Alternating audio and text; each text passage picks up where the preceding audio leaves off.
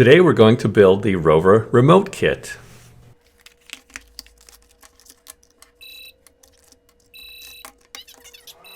The only tool you'll need is a small Phillips head screwdriver. Let's start by opening the small bag and seeing the parts in here. We've got 2 Lego beams. We've got a bunch of Lego pins and some nuts and bolts. We're going to start with these 2 pieces of acrylic. You'll see the piece with 2 holes and the piece without 2 holes, so let's stack that. So those are on top.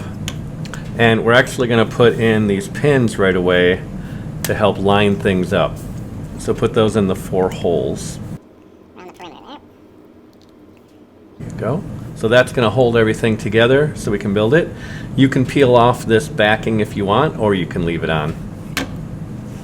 Next, we're going to take one of our thumbsticks. That's going to go right on there, and we're going to put a screw through the back and line up that hole. Put a nut on there, and then screw that in. Not too tight, just enough to hold it. We'll add one more screw, opposite. One more nut.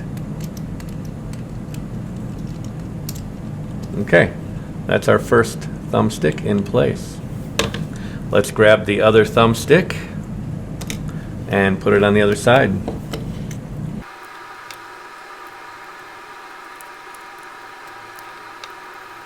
Okay, our thumbsticks are in place. We're going to take these caps and press them right on top.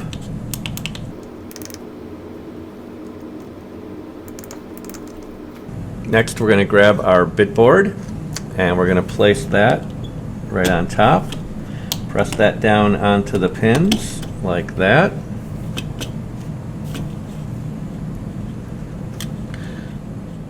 I'm going to put these 2 pieces right on top of there like that. That holds it securely in place.